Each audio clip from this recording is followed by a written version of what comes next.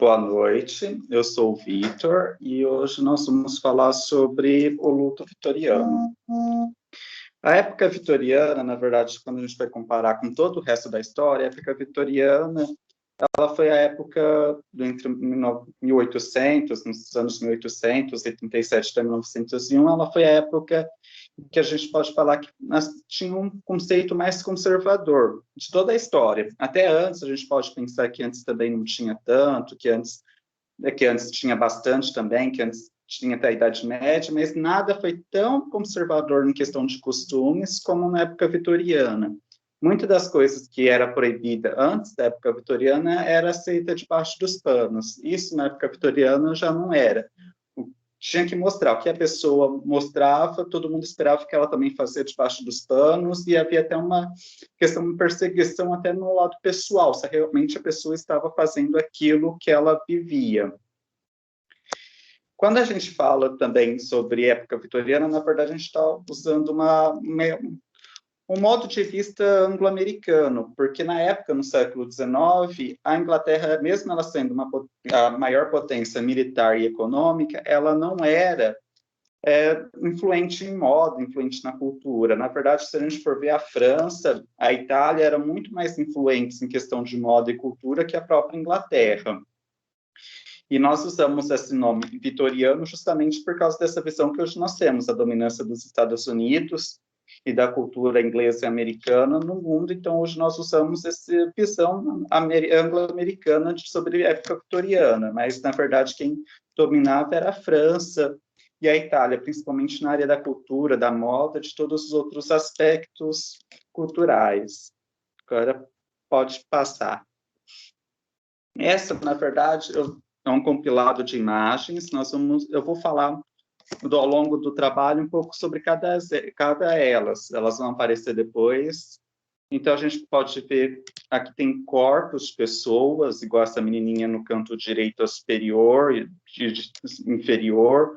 Nós temos o luto. Então, depois nós vamos passando um compilado do trabalho. Pode passar. Pode, é isso. Agora a gente vai falar sobre os símbolos fashions do século XIX. Na verdade, quando a gente se falar em época vitoriana, na verdade o nome vitoriano vem da Rainha Vitória, que foi o período da Rainha Vitória da Inglaterra, mas ela não era um símbolo fashion. Na verdade, nós tínhamos outras pessoas, outras rainhas que eram muito mais copiadas, eram muito mais influentes na moda, no que as pessoas iam usar, do que a própria Rainha Vitória, que são elas. Pode passar para o próximo. A primeira é a rainha Eugênia de Montijo. Ela era espanhola e ela foi casada com o imperador francês Napoleão III. Ela foi a criadora da crinolina. A crinolina é essa armação. Vocês podem ver que essa saia rodada, e ela que criou essa crinolina. Ela não fez, mas ela teve a ideia de amarrar crinas de cavalo, daí o nome crinolina, com ossos de baleia, costela de baleia, e depois foi substituído pelo arame. E ela que fez toda a moda da crinolina nessa época, foi ditada por ela. Ela surgiu com a ideia, e depois quando ela caiu, quando teve a Guerra Franco-Prussiana, em 1871, que caiu o marido dela, a França perdeu, ela teve que exilar na Inglaterra, a crinolina também caiu. Quem era estilista dela era o Charles Worth. Ele detestava a crinolina, mas ele tinha que fazer porque ela era a principal cliente, e todas as outras clientes que ele atendia queria aparecer com a rainha. Então, se ele desagradasse a rainha, ele ia perder tudo que ele conseguiu. Então, mesmo contrariado, ele fazia as crinolinas, e ela influenciou a moda global. A crinolina virou uma moda que usava pelo menos todo mundo ocidental. Aqui no Brasil, essa saia redonda ficou com o nome de saia balão. É muito comum ver em livros, ver em jornais antigos brasileiros como um saia balão. E ela que influenciou toda essa moda. Pode passar. A outra que influenciou bastante a moda foi a Imperatriz Sissi do Império Austro-Húngaro. O nome dela original era Elizabeth, E o Império Austro-Húngaro era muito forte na época. E ela influenciou muito porque ela é um ícone de beleza, a magreza, a cintura, e ela tinha muitos problemas depressivos. Depois vai descobrir, hoje a gente sabe que era, mas na época não tinha, ela tinha anorexia, então ela passava dias e dias sem comer, fazia vários exercícios de 5 horas por dia, 5 horas por dia, e ela influenciou muito na moda. Na primeira imagem, vocês podem perceber que ela tem como se fosse estrelas no cabelo, em formato de joia. É ela que criou essas estrelas, depois vai ser muito influente. Mais para frente a gente vai ter uma foto com essas estrelas de uma outra pessoa, virou febre em toda a Europa. E ela, assim, era muito preocupada com o corpo. Tanto é que o espartilho que ela usava não era nem um espartilho amarrado atrás, era um espartilho triplo. Era amarrado atrás e amarrado nas duas laterais. Então, tinha um corpo ideal para a época, assim, aquele símbolo de beleza. E ela realmente tinha muita depressão, anorexia, ela teve que viajar o mundo inteiro, ela não queria cumprir os papéis como rainha, de apresentar, ela sempre que podia fugir, ela perdeu acho que 2 ou 3 filhos, então ela teve uma história muito triste, mas mesmo assim ela era um ícone de beleza, principalmente na Europa, todo mundo queria copiar o que ela estava usando, então o que ela usava, todo mundo copiava. Pode passar para o próximo. E aí nós temos a Rainha Vitória. A Rainha Vitória, ela não era uma pessoa que importava com a aparência nem com a opinião dos outros, ela simplesmente fazia o que ela queria, usava o que ela queria. Ela não usava roupa, só assim, em ocasião muito especial que ela usaria roupas mais rebuscadas, mas no geral ela sempre andava com roupas super simples.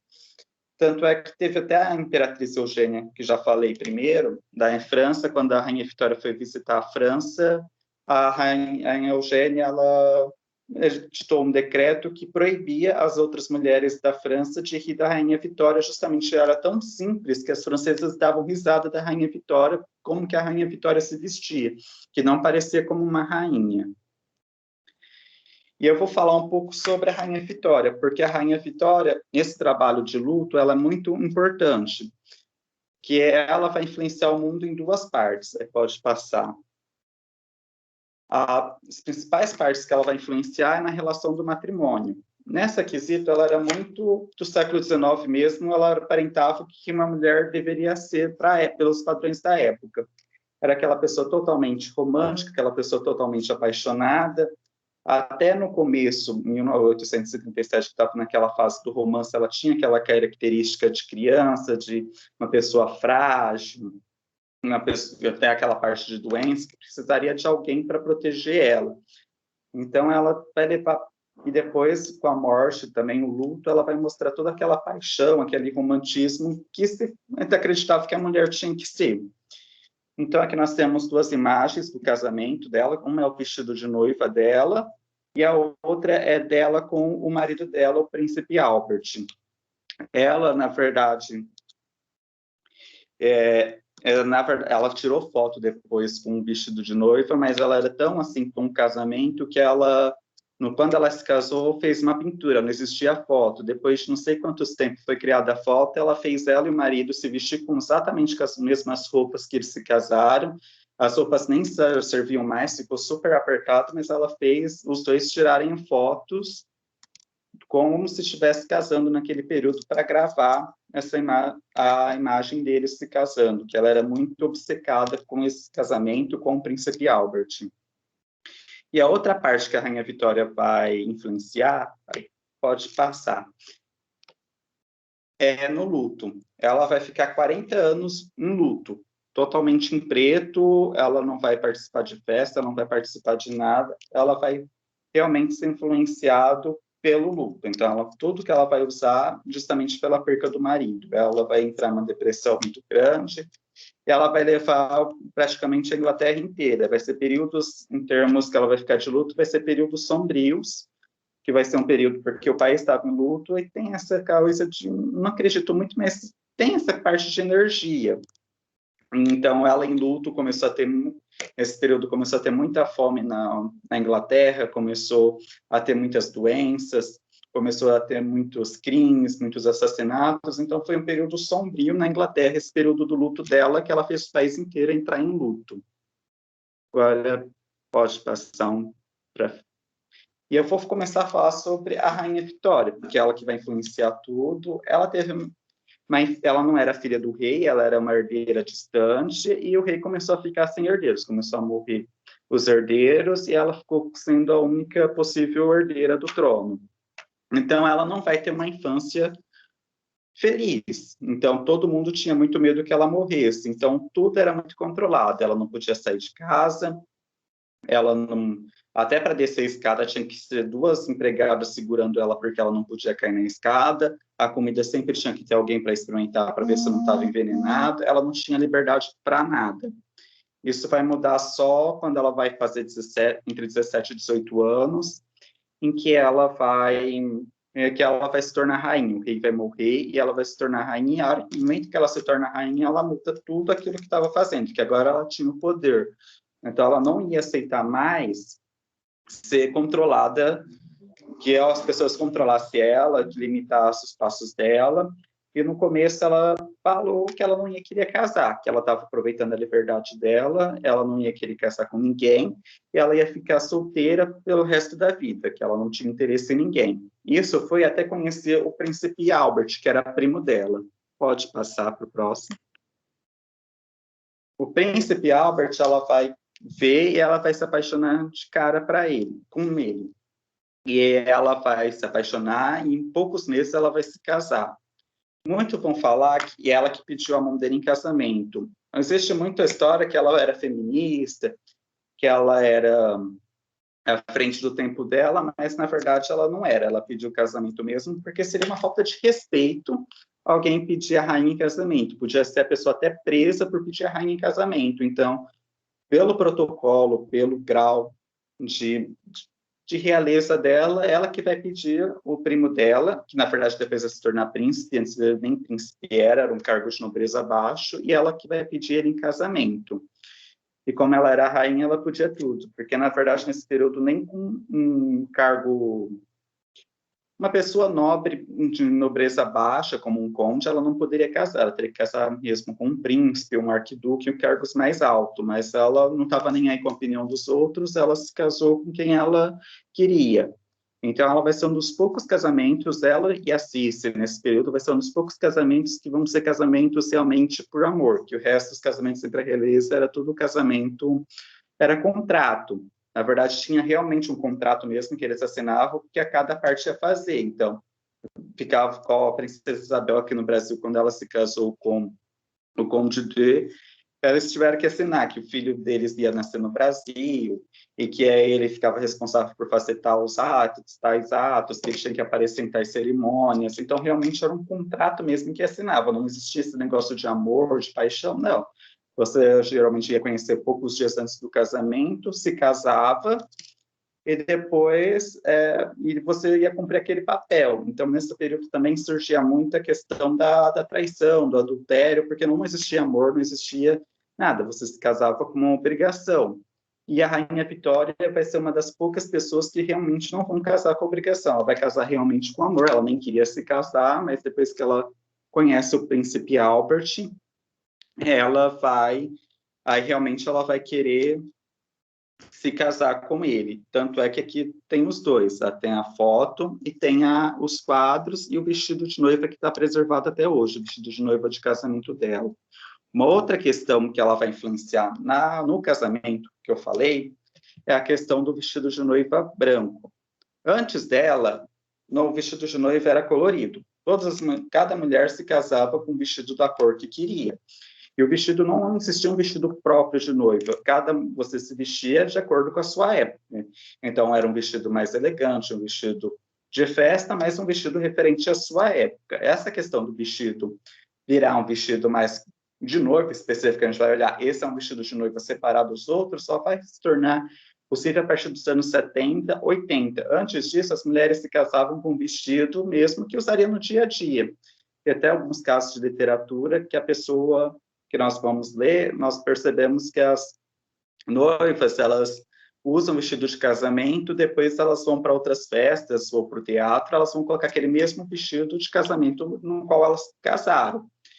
Então, a Rainha Vitória, aí, no caso, ela está vestida com um vestido, mesmo que era o vestido da época, um vestido comum, não existe um vestido próprio de noiva, mas o que ela vai influenciar é o vestido branco. E por que ela escolheu o branco? Tem hoje muito... A gente acredita muito que vestido branco revela a pureza, revela a parte da mulher, a parte pura. Mas, na verdade, o vestido branco, ele era uma questão de status. Você fazer uma roupa totalmente branca, uma roupa totalmente preta, nesse período, era muito difícil. Então, para você obter uma roupa totalmente branca, tinha que ser muito rico para comprar aquele vestido, porque era quase impossível de se fazer. Então, ela usou o vestido branco por status. O vestido, na verdade, que falava branco na época, era meio que um creme amarelado. E ela vai trazer o vestido branco, ela quis mesmo por status, para mostrar o status que ela tinha condições de usar um vestido branco, e depois as mulheres vão ver ela e vão querer reproduzir, copiar. É lógico, no início não vai ser totalmente branco, elas vão comprar branco, mas vai parecer um creme, um champanhe, e depois que aí, com o avanço da tecnologia, o vestido branco de noiva vai ficar típico como um vestido branco, e nós herdamos isso da Rainha Vitória até hoje, que é o vestido branco. Pode passar para a próxima. E a outra, aí ela, depois que ela vai se casar, ela vai ter, se eu não me engano, 9 filhos com o príncipe Albert. Quem vai tomar toda a situação do Reino Unido, que vai comandar, fazer o papel de rei, vai ser o príncipe Albert. Ela não se interessava com a questão de Estado, ela não se interessava com o cargo dela, nem mesmo com os filhos. Tem os diários dela que ela vai escrever que ela tem muito ataque de ciúmes com o príncipe Albert, que o príncipe Albert não passa tempo com ela, que não faz o que ela quer, que ela gostaria. Então, e aí ela vai ter muita crise de ciúme e ela vai ficar um tempo casada com ele e depois ele vai falecer. Quando ele faleceu, ela ficou desesperada. Falo assim que ela não conseguiu falar, ela não conseguiu gritar, ela não conseguiu ter reação nenhuma. Ela ficou extremamente parada, sem reação. Quando ela teve uma reação, ela mandou todo mundo fora do quarto e ela mesma se trocou, colocou uma roupa de dormir. Isso, na época, na verdade, ela tinha um monte de empregada para fazer aquilo, mas ela não quis ajudar ela a se trocar. Mas ela não quis, ela mandou todo mundo embora, ela mesma se trocou, colocou uma camisola e passou a noite inteira dormindo com o cadáver do marido. E depois ela não deixou ninguém tocasse no corpo dele, ficou uns 3, 4 dias ali, aquele corpo na cama, naquela posição como ele morreu, até que alguém chegou e falou para ela, tem que enterrar, não adianta manter esse corpo. E aí ela autorizou enterrar, mas ela mandou fazer um busto dele com a cabeça, e ela mandou exatamente como ele estava na hora da morte, e mandou fazer uma mão de gesso. E essa mão de gesso ela carregou pelo resto da vida inteira. Todo lugar que ela ia, ela levava essa mão, que foi feito com o molde da mão do próprio príncipe Albert, em todo lugar. Então, ela ia para a reunião do parlamento, ela estava com essa mão, ela ia em eventos sociais, ela estava com essa mão, todo lugar ela vai estar com a mão do príncipe Albert. Tudo que vai aparecer, ela vai estar com a mão. Com essa mão do príncipe Albert, e depois ela vai surgir aquela parte do espiritualismo na Inglaterra, que é uma espécie de espiritismo, de invocar mortos, e vai surgir um empregado que vai falar que realmente ele conseguia fazer conexão com o príncipe Albert. Ela era um indiano, e ela vai ficar muito íntima desse indiano. Falam até que ela teve relações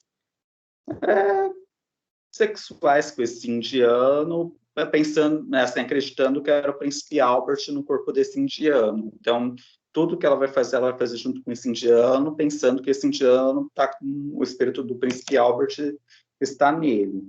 Então, ela vai ficar realmente muito obcecada pelo príncipe Albert, e ela vai trazer a questão do luto pelo resto da vida dela. Até então, a mulher ela não ficava de luto pelo resto, ela tinha um período, depois ela tirava o luto. A Rainha Vitória vai introduzir, na época, o luto pelo resto da vida. E ela vai ficar 41 anos, todo o resto da vida dela, ela vai ficar de luto pelo príncipe Albert. Inclusive, toda foto de família, ela vai levar o busto do príncipe Albert. Toda foto que ela tirar, ela vai colocar alguma coisa que remete ao príncipe Albert. Pode passar. Aqui a gente pode ver algumas fotos com a Rainha Vitória. Aqui, na verdade, a gente tem a primeira foto, ali um quadro do príncipe Albert ao fundo, é foto de família. Então, toda foto de família, ela vai tirar de preto, de luto, como um negócio com o príncipe Albert. Aqui nós temos ela num casamento, não sei se é do filho ou da filha dela. Se vocês separarem ao lado, tem a foto do príncipe Albert. Então, a gente vê a noiva de branco, ela de luto com o busto do príncipe Albert. Na foto aqui, na terceira foto, nós vemos ela também de luto. Se vocês perceberem, ela está segurando um porta-retratos na mão. Um livro com uma foto que é do príncipe Albert. Depois, o busto do príncipe Albert. Então, toda foto oficial que ela vai tirar depois, ela vai tirar com o príncipe Albert de alguma forma. Ou em escultura, ou em quadro, ou em foto. Sempre ela vai trazer o príncipe Albert para a vida dela. Pode passar para a próxima. Agora a gente vai falar sobre o luto feminino. Então, a Rainha Vitória, ela influenciou muito essa parte do luto, essa parte do... que ela assim, na questão de matrimônio, ela era que influenciou tanto o casamento quanto o luto. O resto, ela não influenciou muito a moda, mas nessa parte matrimonial, de romantismo, a Rainha Vitória vai influenciar bastante. E nós temos o luto oficial do século XIX, como eu disse, o século XIX ele é um século mais conservador, que ele vai lutar muito pela questão dos dos costumes, sempre muito tem que seguir rigorosamente, é um século muito não sei como falar, mas seria essa parte mesmo de conservador mesmo, a gente vai ter que parecer, eles perseguem muito, a pessoa não tem aquela privacidade que até então antes tinha, você não podia agir fora da sua casa, o que você está fazendo em quatro paredes, ninguém tinha nada a ver, a partir da época vitoriana, todo mundo queria saber, e você poderia ser até preso, caso você descumprisse as normas sociais do período. Esse vai ser o período realmente histórico, mas que vai haver mais perseguição na questão de costumes. Você vai ter que ser muito regrado na questão de costumes. Aí, pode passar. Aqui a gente tem uma tabela da quantidade de lutos que as pessoas vão passar. Essa tabela eu tirei no blog da Modista do Desterro.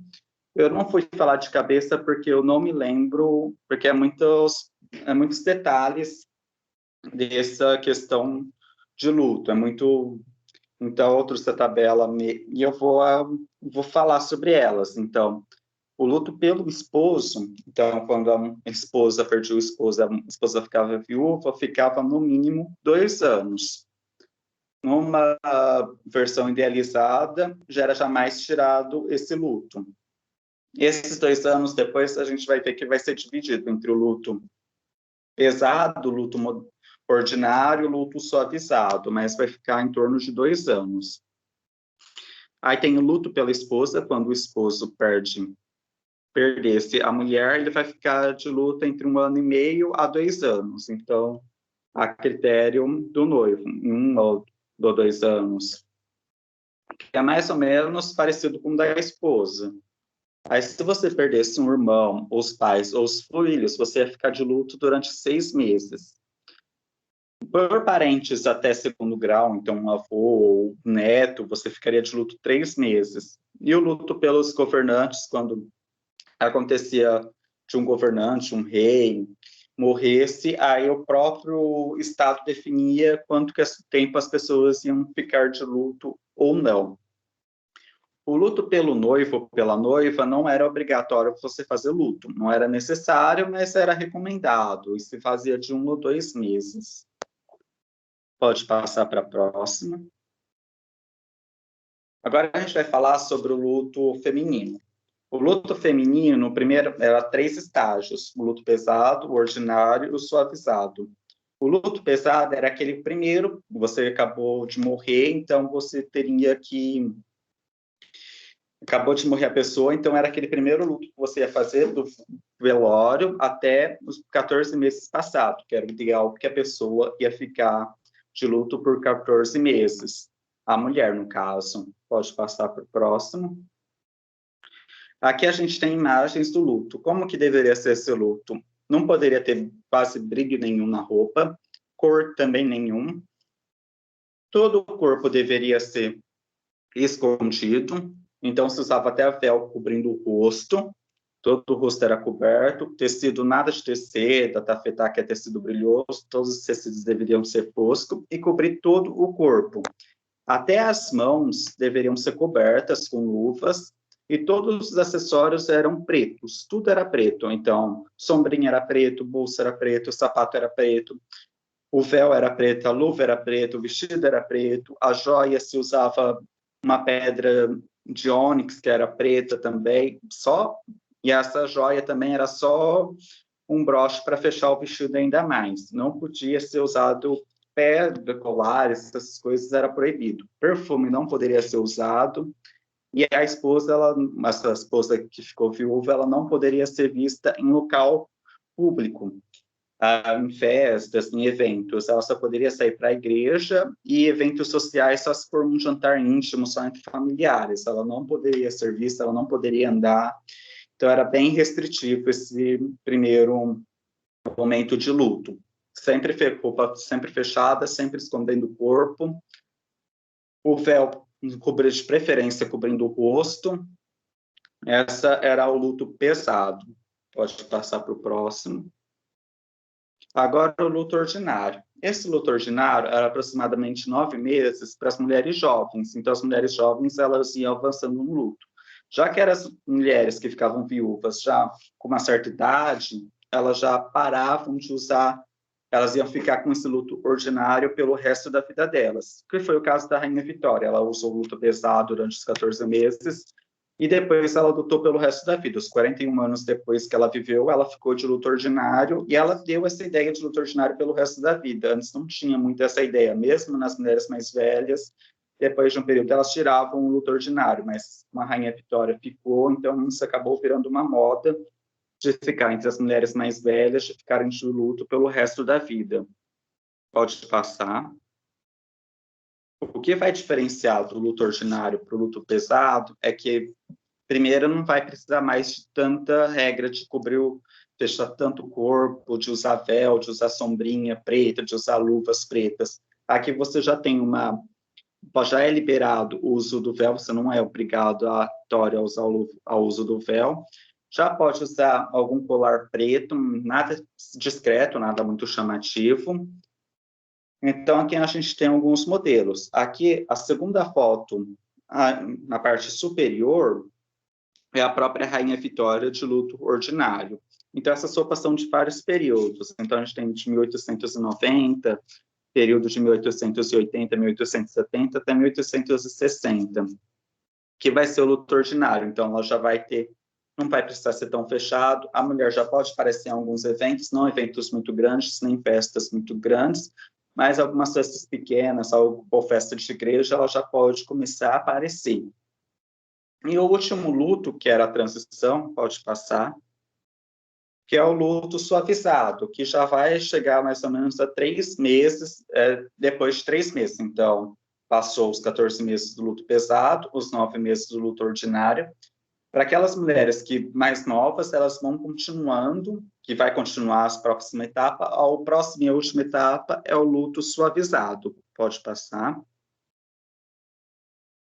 O luto suavizado, a característica dele é que ele já vai começar a fazer uma transição do luto para uma roupa comum. É importante lembrar que nesse período não se usa as mulheres mais... Depois de casadas, as mulheres casavam assim, de entre 16 a 21 anos. Depois de 21 anos, a mulher já estava considerada meio que já tinha ficado para titia. Mas era muito difícil uma mulher que passasse dos 21 anos depois se casar. Se não casou até aquele período, seria muito difícil se casar. E no período, antes dela chegar nos 16 anos, antes dela se casar, era aceitável, a mulher podia usar roupas claras. Depois desse período, já ficava algo algo, roupas claras já não era bem vista, era algo meio que infantiloide. Então, elas começam a usar, depois mesmo de casada, mesmo sem luto, elas começam a usar roupas mais escuras, como o roxo, o azul escuro, o verde escuro, então roupas mais escuras. E no luto, o que, que vai acontecer? No luto, elas já não vão precisar mais usar luvas, tudo elas podem tirar as luvas, tirar o véu, que já vem dado do luto ordinário, mas a diferença vai ser que elas podem acrescentar cores neutras ou cores escuras ao luto. A Isinete perguntou, levantou a mão. Ô Vitor, Oi. eu queria saber qual é a influência desse luto ordinário, assim, tipo, não sei se essa é a palavra certa. O segundo luto.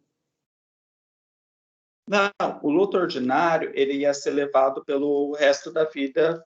Assim, as mulheres mais velhas, mas já tivessem atingido uma idade, elas iam ser levadas pelo resto da vida. Então, essa parte do luto ordinário, até mais ou menos no começo do século passado, ainda existia. Depois, gradualmente, foi se abolindo. Então, a gente pegar em 1970, ainda aquelas mulheres mais idosas ainda usavam, mas só que a gente já vai começar a perceber que vai mudar, as pessoas não vão mais usar o luto, e hoje não existe mais essa questão do preto, do luto, na questão de externar o sofrimento. Entendi. Então, Entendi. E a questão da gente saber sobre essa cultura aí desse povo na área da moda, o porquê que a gente tem que aprender a partir daí? na Qual é a verdade, necessidade? a questão, na verdade, é uma questão de história da moda. Isso você vai usar depois, principalmente para fazer coleções, igual, por exemplo, a Dior, em 2016, ela trouxe bastante elemento do luto. Em 2016, não, desculpa, foi em 2019. Ela fez um evento totalmente com elementos do luto vitoriano. Então, ela colocou as modelos todas de véu escuro, cobrindo o rosto, roupas pretas. Então, isso, na verdade, no desenvolvimento de coleção, até mesmo, dependendo do seu cliente, não precisa nem ser de alta costura, mas se for falar, por exemplo, de um grupo gótico, os góticos, eles usam bastante essa influência do luto. Você vai ver as mulheres góticas, que tem essa pegada mais 1800, elas vão usar muito essa parte do luto. Então, ela vai influenciar muito cultura, na criação de roupas especializadas, além de aprender da história da moda. Ah, entendi. Obrigado, Vitor. De nada. Então, assim, voltando a falar do luto suavizado, o luto suavizado, ela vai começar a misturar o preto com outras cores. Então, aqui a gente vê embaixo o preto com um bege, com dourado. Aqui nas figuras também, preto com dourado. Na figura da direita, nós vamos ver a mistura do preto com o roxo, então ela já vai começar a acrescentar algumas cores misturadas ao preto. E aí ela já pode aparecer mais em eventos, mais ainda do que no luto ordinário. E aí essa fase é a fase mais curta, realmente, que vai ser uma transição do luto mesmo para já a roupa normal, para o costume normal das pessoas, da mulher, da vida cotidiana da mulher. Aí pode passar. O Vitor, Oi. você sabe informar se o preto era uma cor presente no vestuário vitoriano ou ele aparecia mesmo só no luto? Não, eu vou falar disso mais tarde. O preto, no começo, o preto, na verdade, também era muito difícil de aparecer a roupa preto no começo do século XIX, mas porque tanto o preto quanto o branco, totalmente preto mesmo, e o branco, eles eram cores muito difíceis. O preto ele vai ficar mais ou menos desbotado no começo do século, então, no começo do século XIX, antes do começo do século XIX, o preto era meio que um cinza, um preto desbotado. Depois a questão vai ficar muito mais forte, a questão do preto. Mas ele vai ser usado também em várias questões. O que vai diferenciar a roupa de luto mesmo é a questão dos acessórios. Então, se você vê uma mulher com joias, às vezes com acessório brilhante, ou com a roupa brilhante, roupa decotada, você sabe que ela não vai estar de luto. Já a pessoa, realmente, que ela está de luto, a mulher de luto, ela vai estar cobrindo todo o corpo, vai estar com um véu. A roupa dela não vai ser brilhante, não vai ter nada de brilho, não vai ter nada de joia, só um camafeu ou um É o broche. comportamento que vai diferir, né?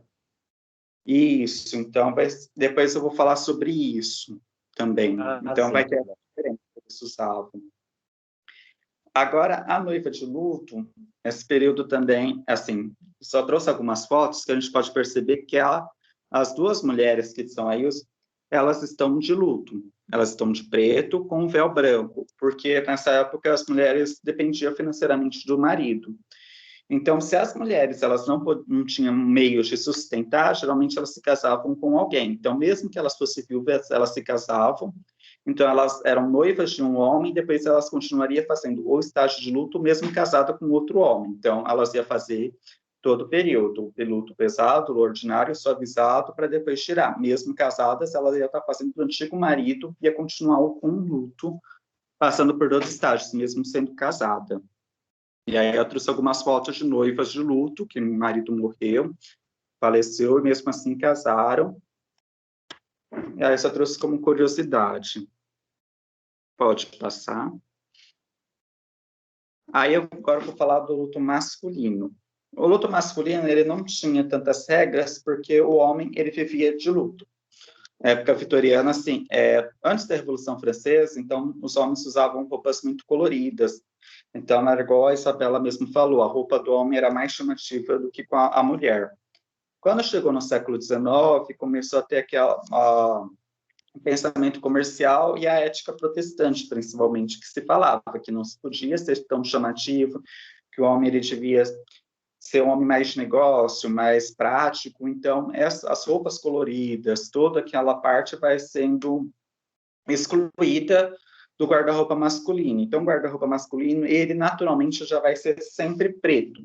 Então, o homem, ele vai praticamente viver de luto. Então, todas as ocasiões, ele vai estar de preto. Então, ele vai, depois que ele cresce, ele vai usar preto, no casamento é o preto, em velório é preto, o luto é preto, festa é preto, até o enterro dele, geralmente as mulheres e as crianças eram enterradas com cores claras na hora do enterro, mas o homem vai ser sempre enterrado de preto. Então, o homem não mudou muito a questão do luto, lógico, tinha algumas exceções, mas sempre o homem vai usar o preto, então ele sempre vai estar de luto constante. E também, assim, a gente lembrando também da classe, essa questão do luto, de roupas diferentes para as mulheres, que ela usava mais cores, era nas classes da elite. As classes trabalhadoras, quem precisava de trabalhar, que precisava ir para a fábrica, já usava o preto também, todo dia, porque o preto era uma cor que não encardia. A roupa era cara, era muito cara se fazer roupa, se produzir roupa. Então, as pessoas trabalhadoras, quando elas tinham dinheiro para fazer uma roupa, elas iam escolher uma roupa preta, justamente que elas poderiam usar por mais tempo, sem encardir, sem sujar, sem precisar lavar.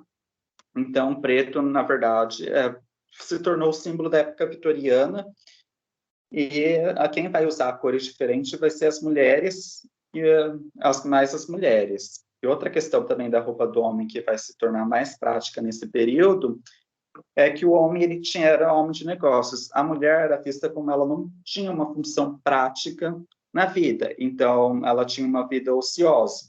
Era elegante uma mulher, era elegante para a época, uma mulher ter a vida ociosa. Então a mulher ela usava roupas que talvez tolhiam o movimento, tirava o movimento dela, então roupas mais coloridas, realmente para mostrar que ela não precisava trabalhar, que ela tinha uma boa situação financeira e não precisava trabalhar. Até o homem, depois, é lógico, com a Revolução Industrial, o homem também vai começar a trabalhar, tem empresas, mas ainda existia muito preconceito, até mesmo dentro da elite, do homem trabalhar. O homem trabalhar no Brasil até 1950 era algo vergonhoso. E isso na Europa até 1920 também, tanto homem quanto mulheres trabalhando, na elite só trabalhava quem tinha necessidade, tanto o homem quanto a mulher, ricos de elite, viviam de renda. Então, um homem trabalhar, uma mulher trabalhar, era algo assim, era algo de falência. As pessoas, nossa, eles estão falindo, está precisando até trabalhar. Isso a gente vai ver até quem assistiu Downton Abbey, percebe no começo da série, quando vão arrumar o herdeiro para o conde, o herdeiro, na verdade, ele era um advogado, então vai surgir muito questionamento. Nossa, mas um advogado? Como assim um advogado vai ser o herdeiro? Como uma profissão tão indigna como um advogado, uma profissão indigna como um médico vai ser herdeiro? Porque realmente trabalhar estava relacionado à pobreza, você precisava de se sustentar, então você trabalhava, você não vivia de rendas.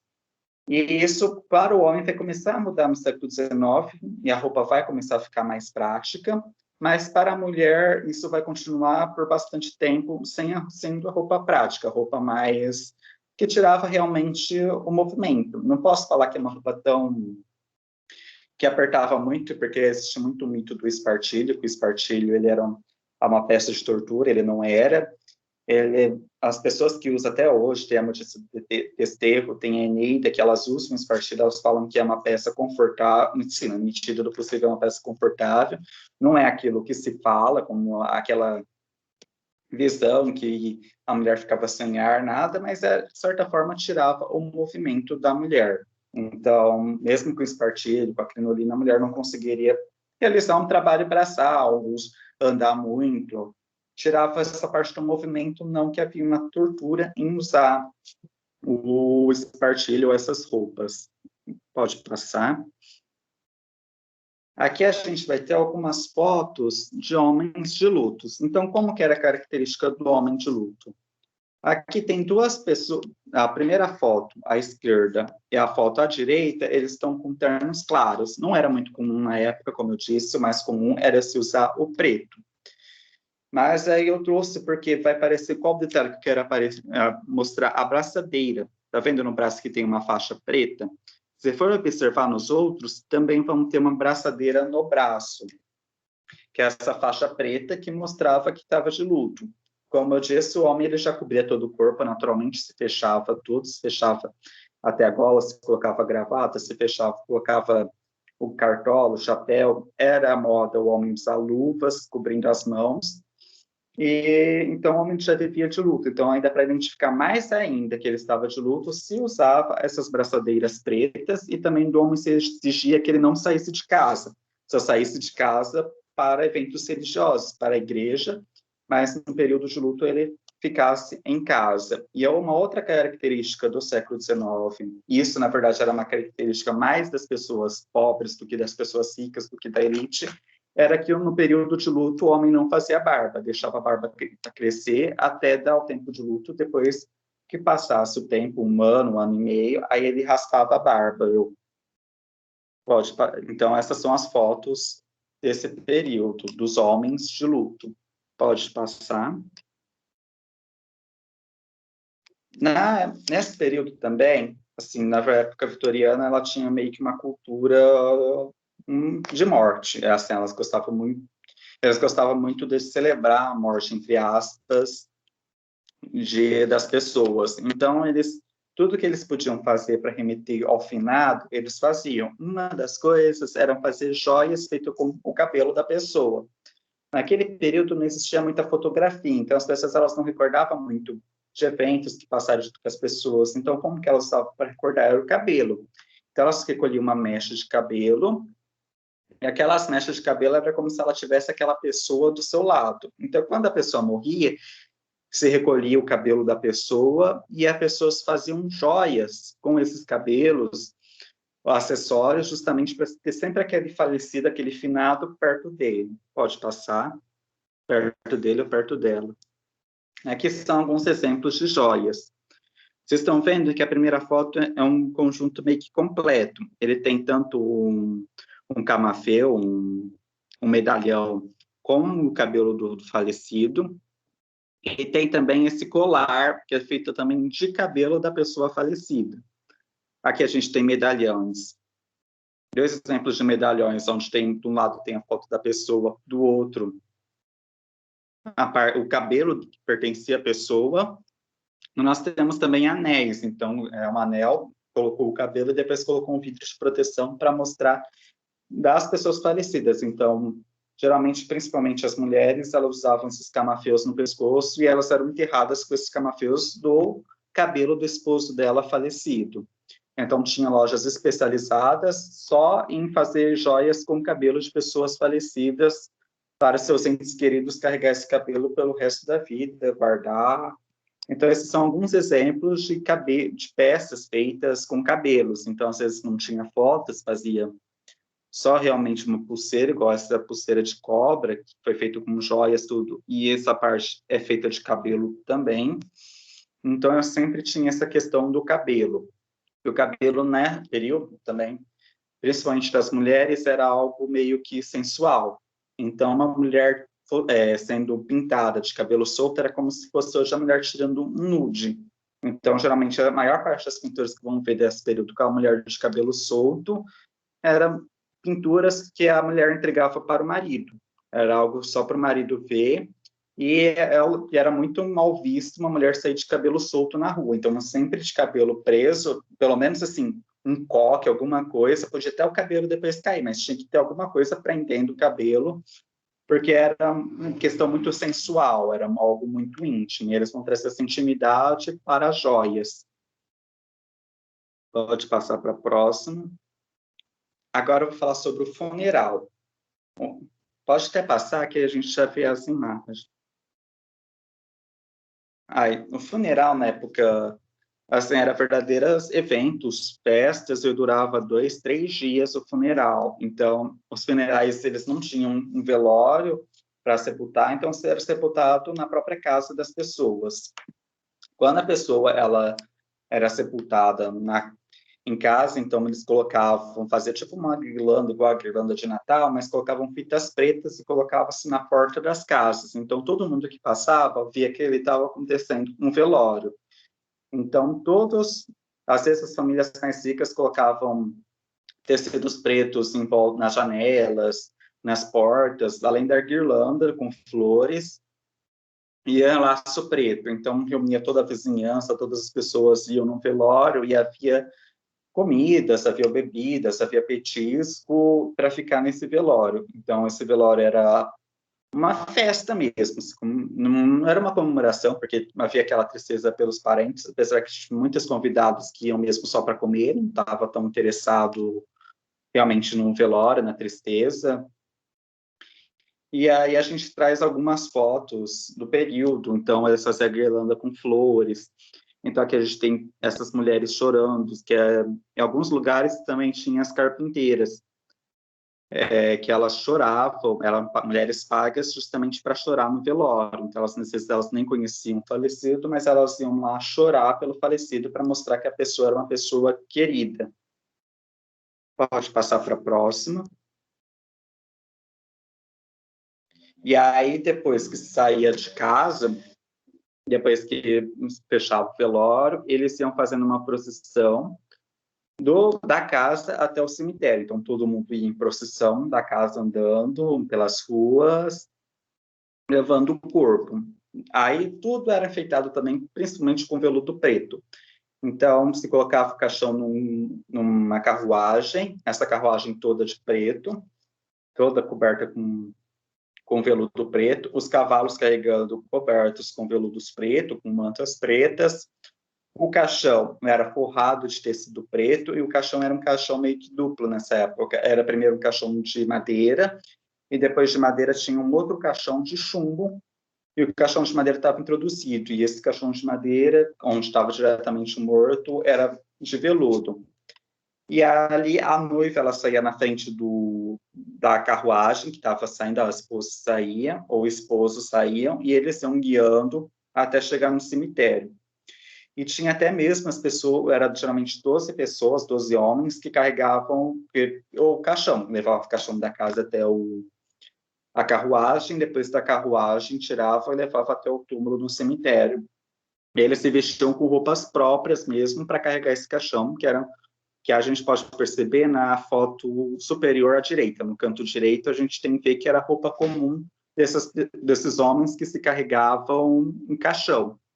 Então, eles carregavam como se fosse uma fita, um laço grande de veludo preto, e já colocava essas fitas em volta do corpo, preta também, com chapéu preto, e essa roupa toda preta que carregava o caixão.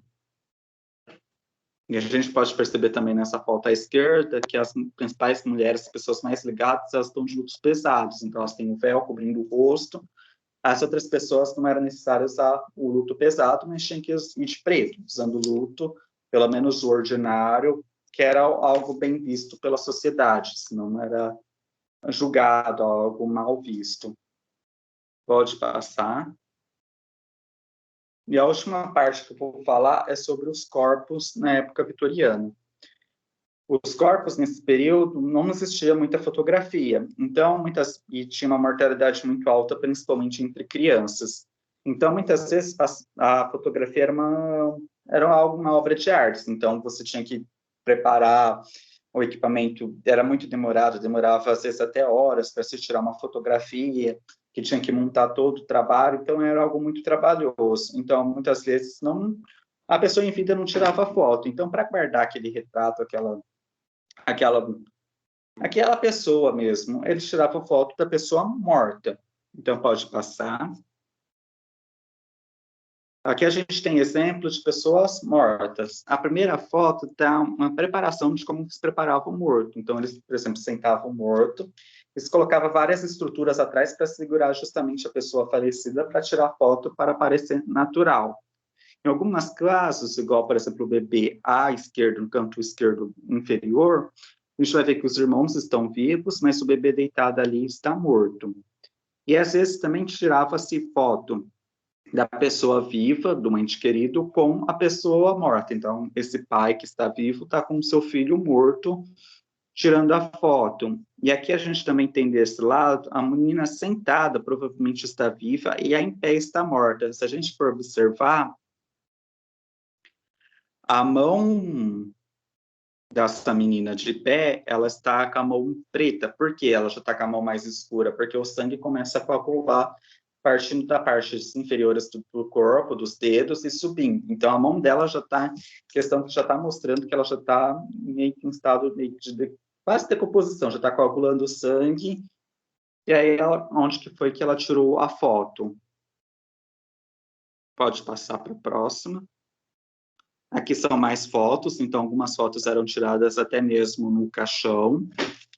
Então, aqui eu achei essa foto interessante no canto inferior esquerdo, que mostrava até uma família. Então, a mãe, o pai e o filho. Eu acredito que tenha sido algum acidente, alguma coisa, que morreu os três foram enterrados juntos. Então, nós temos fotos, inclusive, em caixão. E ainda se a gente for a alguns cemitérios antigos, a gente ainda vai ver esses tipos de foto no túmulo. Eu morava em Cedral um tempo e em um dos túmulos tinha. Esse é um túmulo antigo, de 1920 e pouco, e a foto tinha uma mulher e a foto dela, que colocaram no túmulo, é justamente a foto dela no caixão. Pode passar para a próxima. E aqui as últimas fotos de pessoas falecidas. Então, aqui a gente tem o bebê de novo com os irmãos, um bebê morto. Essa menina aqui, eu gostei muito da foto dela, a gente pode perceber que o braço e a mão dela está bem preto, já está num estágio bem grande de coagulação do sangue, que ela já faz bastante tempo que ela já está morta, que foi quando tiraram essa foto dela. Aqui nós temos os pais com uma criança, provavelmente a filha morta, e ali a gente vê bebês, provavelmente são bebês recém-nascidos que não sobreviveram ao parto, que morreram. Pode passar. E agora a pergunta do João, será que o preto era usado só para o luto? O homem, ele usava o preto em todas as situações. Na verdade, o preto, e era assim, tecido não brilhante, era tecido todo fosco em todas as ocasiões, era só lã e algodão. Teve até um escritor inglês, o Oscar Wilde, que ele tentou mudar essa questão. Ele começou a tentar usar seda, usar roupas mais justas ao corpo, mas depois ele foi envolvido, começou até a ter uma influência, os homens começaram a usar, mas depois ele foi envolvido em um escândalo de sodomismo, que seria o caso de homossexual. Ele foi envolvido descobriram que ele tinha um envolvimento com o filho de um marquês, e ele foi preso, ficou 2 anos, então essa questão de cores e tecidos brilhantes começou sendo relacionada ao homossexualismo, então parou, ninguém mais usou cores, ninguém usou mais questão de tecido brilhante, como seda, tafetá, só começou a usar realmente tecido de lã e algodão. Isso só vai mudar a partir de 1920, que os homens vão começar a introduzir novamente cores. Mas a mulher, realmente ela tinha uma outra característica, ela podia usar tecidos brilhantes, ela podia usar brilho, ela podia usar cores, e o preto também era usado para festa, para outras ocasiões. Pode passar. Aqui a gente vê casos de o preto sendo usado como uma forma de festa. Olha, por exemplo, a primeira foto. Olha como que tem o decote dela. Olha como a roupa dela está bem decotada. Se ela tivesse realmente de luto, nem essa parte do decote poderia ser usado. Teria que ser totalmente fechado, o braço fechado, provavelmente a mão coberta com uma luva. E a gente pode perceber na cabeça dela que ela tem como se fosse uma tiara de estrelinhas. Essas estrelas, como eu disse, da Imperatriz Cis. A Imperatriz Cis influenciou várias coisas, e assim, uma das marcas registradas dela eram essas estrelas no cabelo. A segunda foto, a foto do meio em cima, a gente percebe, olha como que olha a joia dela, que é um coloral bem forte. Então, realmente mostra com coloral. O áudio tá bom para todo mundo? Tá ok. Tá sim. Tem pessoas que estão falando que não estão ouvindo. José, qualquer coisa, tenta sair e entrar de novo, porque o áudio pra gente tá ok. Então, continuando. Tá ótimo. Obrigado. Então, a gente pode perceber, olha as cores, o coloral, a joia coloral, um laranja vivo, como que está usando, a pele dessa mulher à esquerda, embaixo o decote, esse detalhe em dourado, detalhe em dourado, a alça em dourado que segura o vestido, essa outra roupa do lado dessa muito decotada, como que ela é uma roupa muito brilhosa. Então, realmente mostra como que tinha uma diferença. Então, o luto era roupa sem brilho, sem decote, toda coberta. Já uma ocasião especial, a mulher também usava preto, e o preto ainda era muito comum nesse período. Mas ela via com cores, decote, em tecidos diferentes. Eu acredito que a apresentação acabou.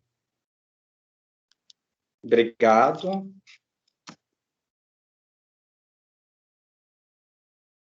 Muito bom, Vitor. Deixa eu tirar meu áudio aqui.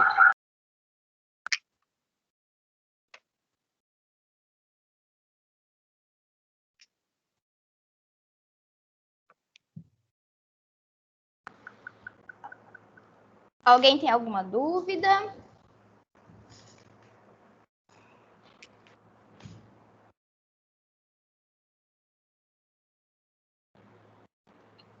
Eu achei que o Vitor foi muito preciso, muito claro, falou muito bem, com propriedade. Está de parabéns. Não sei porque estava com medo, porque você estava super confortável. Eu gostei bastante. Verdade. Eu também gostei muito. Parabéns, Vitor. Estou muito orgulhosa de você. O Vitor merece uma salva de palmas da gente. Pessoal, abre aí o microfone. Arrasou, Vitor. Ó, a Lívia tá falando mesa, não me falou agora. Parabéns, Vitor.